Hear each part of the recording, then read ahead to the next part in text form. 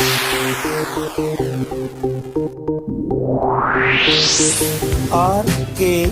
स्वागत है दोस्तों आपका एक बार फिर से हमारे YouTube चैनल RKB कैंफी वीडियोस में।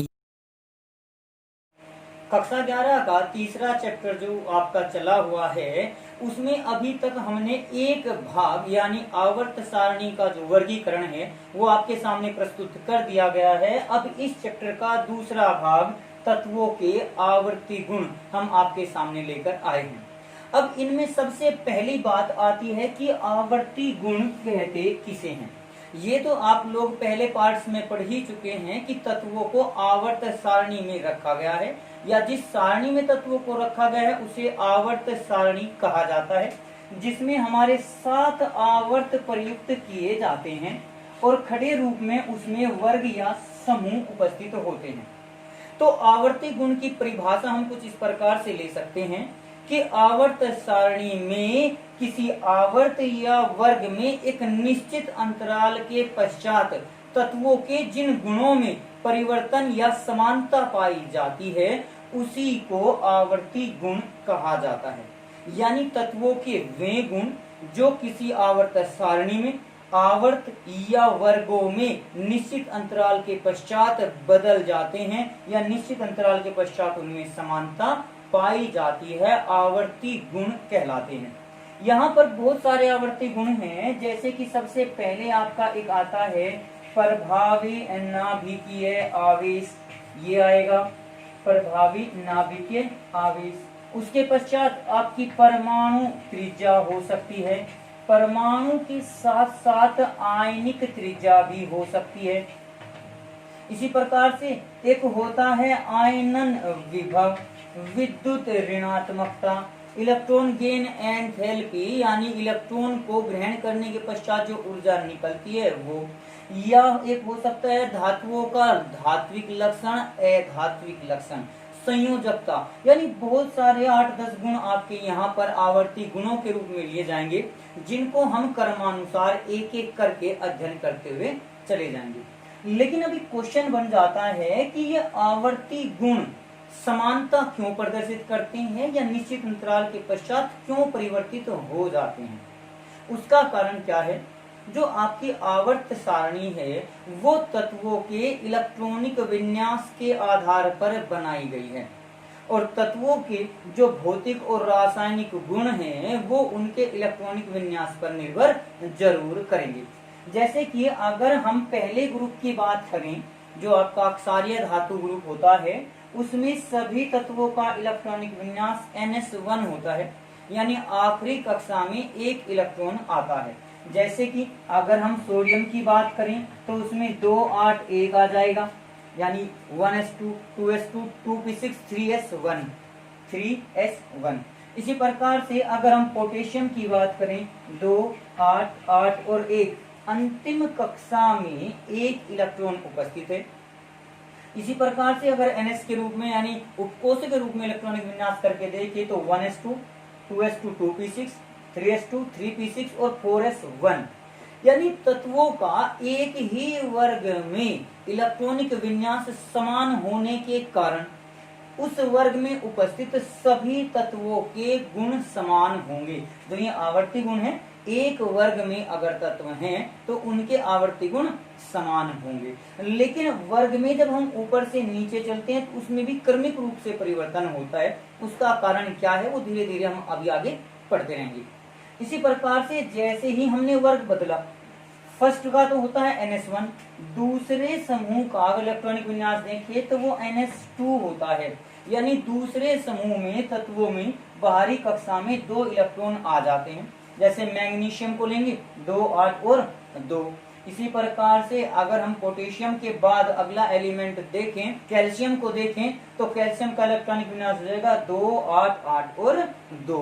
तो बाहरी कक्षा में समान इलेक्ट्रॉन उपस्थित होने के कारण जब आवर्त में बाएं से दाएं चलते हैं तो फिर उसमें कुछ क्रमिक रूप से परिवर्तन आ जाता है।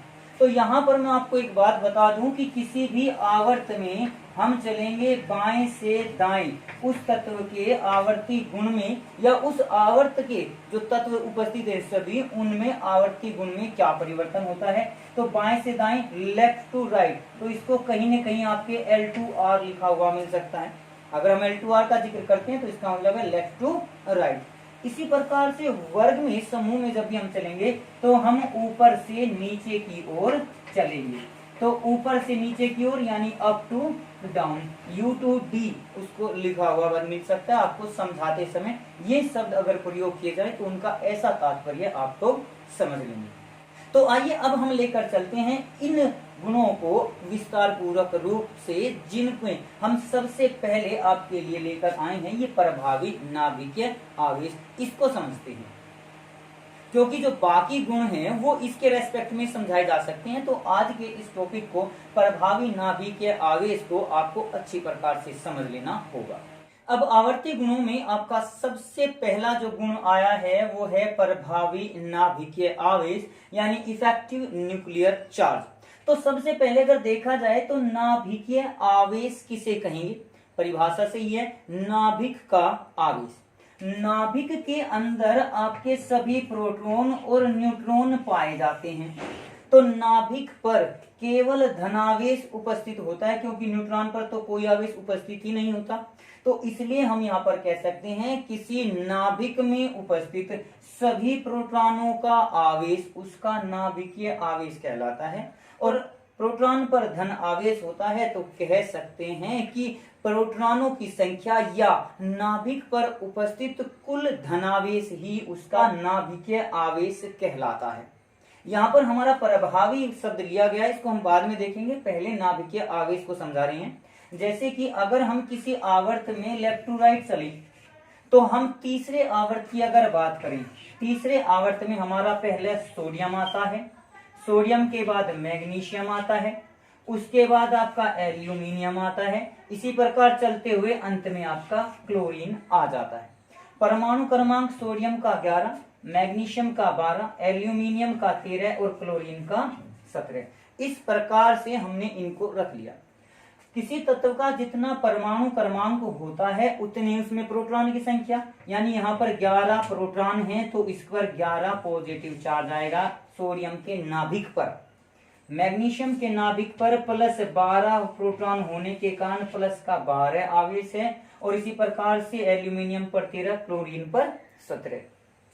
तो हम कह सकते हैं कि बाएं से दाईं ओर चलने पर किसी आवर्त में प्रोटॉनों की संख्या बढ़ती है, जिस कारण नाभिकीय आवेश बढ़ता है। नाभिकीय आवेश, अभी प्रभावी शब्द हमने यूज नहीं किया। जबकि वर्ग में अगर हम ऊपर से नीचे चलेंगे तो हम अब पहले ही वर्ग की बात कर लें तो पहले वर्ग में आपका लिथियम होता है, हाइड्रोजन को भी छोड़ रहे हैं। लिथियम के बाद सोडियम होता है, सोडियम के नीचे आपका पोटेशियम होता है। तो लिथियम का परमाणु क्रमांक होता है 3, सोडियम का 11 और पोटेशियम का होता है 19। तो इस क्रम में अगर हम देखें तो प्रोटॉनों की संख्या यहाँ पर 3 है, यहाँ पर प्रोटॉन की संख्या 11 और यहाँ पर प्रोटॉनों की संख्या 19 है। तो इस आधार पर प्रोटॉनों की संख्या तो बढ़ रही है, लेकिन अगर हम इलेक्ट्रॉनिक विन्यास करें, 11 का इलेक्ट्रॉनिक विन्यास 2, 8 और 1, कितनी कक्षाएं हैं? 3। 12 क्या करें? 2, 8 और 2, अभी भी 3 कक्षाएं हैं। 13 क्या करेंगे? 2, 8 और 3, यहाँ भी 3 कक्षाएं हैं। और अगर हम अंत में क्लोरीन का करें तो 2, 8 और 7 के रूप में यहाँ भी कक्षाएं 3 ही है। लेकिन अगर हम वर्ग की बात करें तो वर्ग में लिथियम का इलेक्ट्रॉनिक विन्यास करेंगे तो 2 और 1, कितनी कक्षाएं हुई? 2। सोडियम का कर देंगे 2, 8 और 1, 3 कक्षाएं हो गई। इसी प्रकार से पोटेशियम का करेंगे तो 2, 8, 8 और 1। इस प्रकार से इनको हम लेकर चल सकते हैं। यानी हम कह सकते हैं कि वर्ग में जब हम ऊपर से नीचे चलते हैं तो कक्षाओं की संख्या बढ़ेगी, लेकिन आवर्त में कक्षाओं की संख्या समान रहती है। अब हम इस प्रभावी शब्द का प्रयोग यहाँ पर लेकर चलते हैं।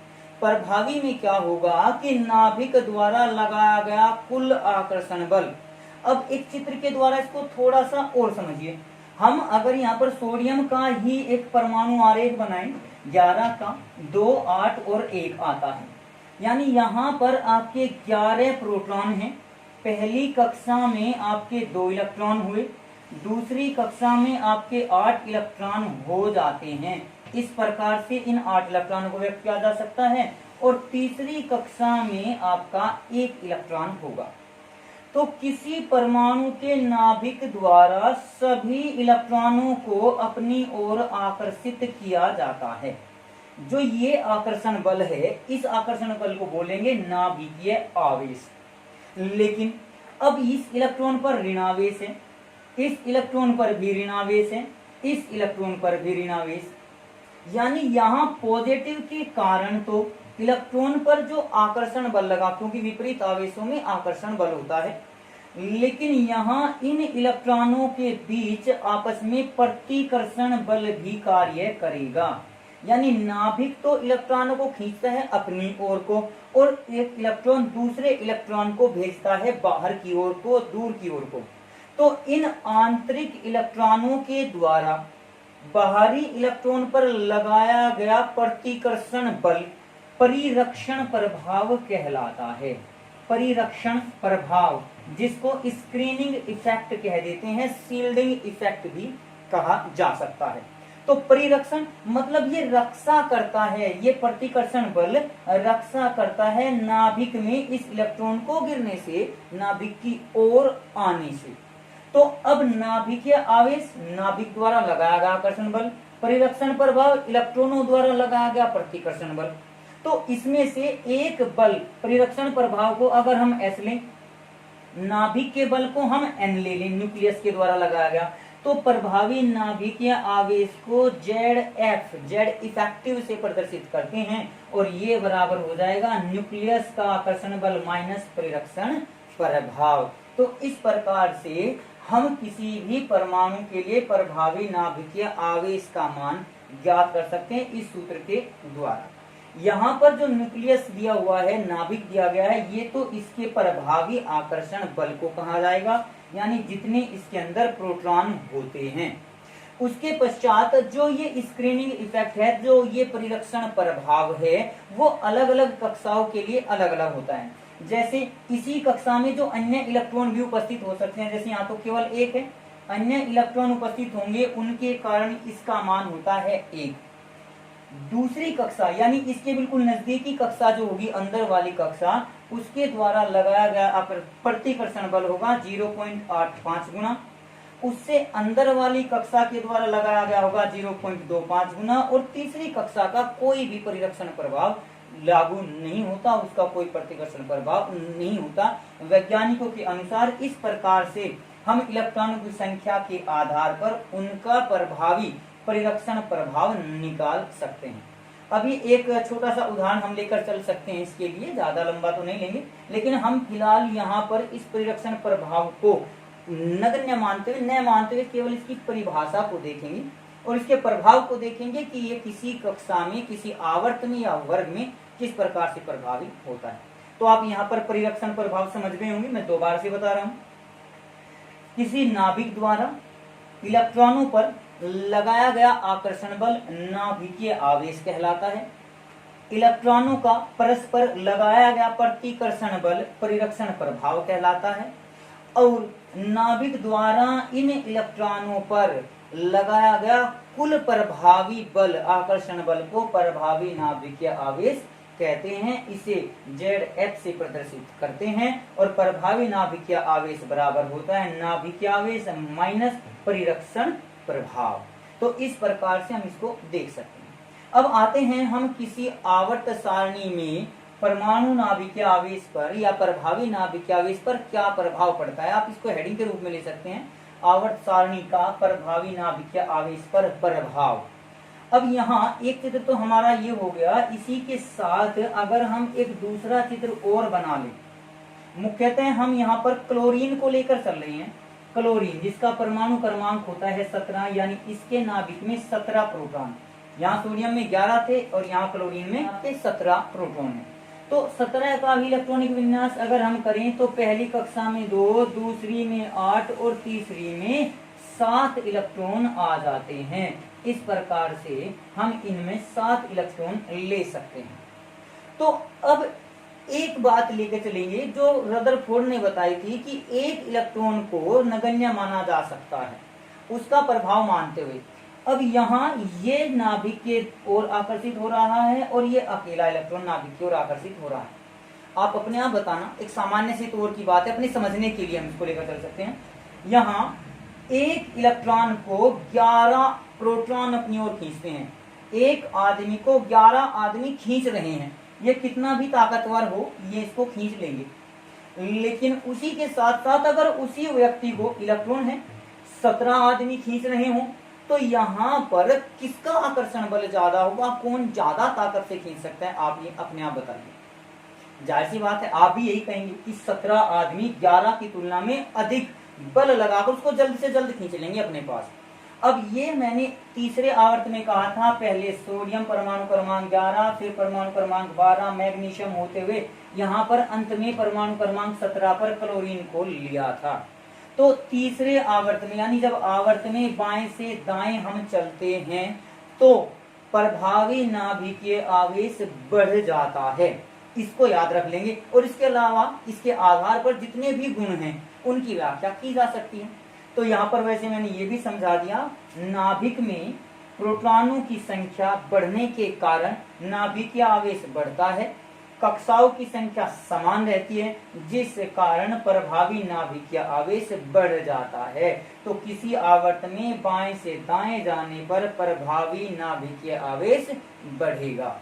अब इसी के साथ साथ अगर हम इसको वर्ग में लेकर चलें ऊपर से नीचे, तो वहां पर हम पोटेशियम को लेकर चल सकते हैं, सोडियम से अगला एलिमेंट। यहाँ पर अगर हम पोटेशियम को ले लें जिसका परमाणु क्रमांक 19 होता है, 2 8 8 और 1, तो इसमें 8वां इलेक्ट्रॉन यहाँ कर दिया और एक कक्षा और इसके अंदर हो जाती है।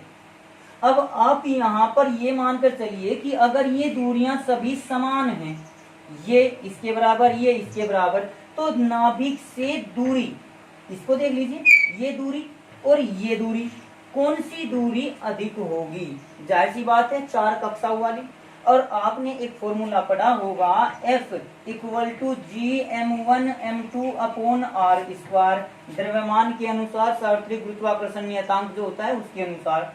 और अगर इसे आवेश के रूप में देखें तो ये F = होता है K Q1Q2/r²। यानी जो लगने वाला बल है वो दूरी के व्युत्क्रमानुपाती होता है।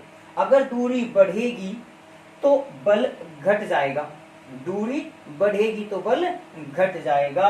अब यहाँ सोडियम से पहले अगर हम लेकर चलें लिथियम को, तो लिथियम में 3 प्रोटॉन के बाहर केवल 2 कक्षाएं होती हैं। तो वर्ग में ऊपर से नीचे चलने पर प्रभावी नाभिकीय आवेश क्या हो जाएगा? आकर्षण बल घट जाएगा। उसका कारण कक्षाओं की संख्या का बढ़ना। आप दूरी यहाँ पर जिक्र नहीं करेंगे क्योंकि दूरी में आगे टॉपिक आएगा परमाणु त्रिज्या, वहां पर हम इसका जिक्र कर लेंगे। लेकिन यहाँ फिलहाल आप यही कहना कि किसी भी वर्ग में ऊपर से नीचे चलने पर प्रभावी नाभिकीय आवेश घट जाता है क्योंकि कक्षाओं की संख्या बढ़ जाती है। तो इस प्रकार से आप लोग इसको समझ गए होंगे। फिर भी मैं एक पॉइंट आपका यहाँ पर लिख रहा हूँ कि प्रभावी नाभिकीय आवेश किसी आवर्त में किधर चलेगा? बाएं से दाएं चलेगा, लेफ्ट टू राइट। तो ये प्रभावी नाभिकीय आवेश बढ़ता है, जबकि वर्ग में आपका अप टू डाउन चलेगा, ऊपर से नीचे क्या होगा? ये घट जाता है। तो इस बात को आपको ध्यान रखना है। हर एक वीडियो में आगे आने वाले जितने भी आवर्ती गुण हैं उन सभी में इनका प्रयोग किया जाएगा, क्योंकि अन्य गुणों को हम इस प्रभावी नाभिकीय आवेश के आधार पर ही लेकर चलेंगे।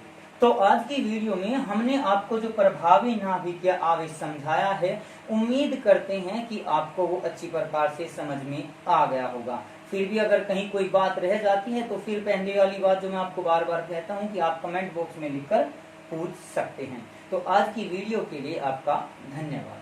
आज की वीडियो में बस इतना ही। अगली वीडियो प्राप्त करने के लिए हमारे चैनल को सब्सक्राइब करें, वीडियो को लाइक करें और अगर वीडियो अच्छी लगे तो कमेंट्स करें और दोस्तों को भी शेयर करें।